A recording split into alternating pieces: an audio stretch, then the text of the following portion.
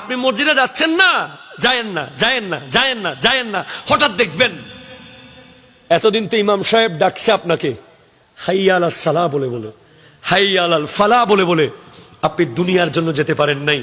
আরেকদিন দেখবেন ইমাম সাহেব আপনাকে আর ডাকতেছে না, খাট এসে আপনার পাশে বসে আছে।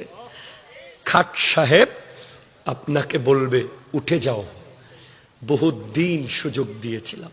এরপর আমার নবী আফসোস করে বলছেন ইউহিব্বুনাল মালা ওয়া ইয়ানসাউনাল হিসাব।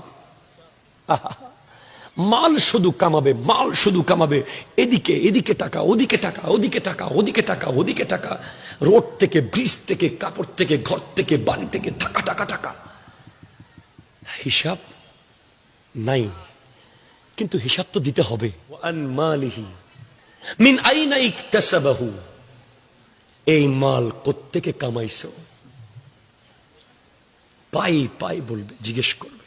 ওমিন আইনা ইনফাকাহু, কোথায় খরচ করেছো? কোত্থেকে কামাইছো, কোথায় খরচ করছো? আপনি ব্যবসা করেন তো, এক পয়সা অবৈধ কামাবেন না প্লিজ। শুধু আফসোস করবেন, শুধু আফসোস করবেন। আপনি ঘুষ টাচ করবেন না, আপনি সুদ টাচ করবেন না, খবরদার।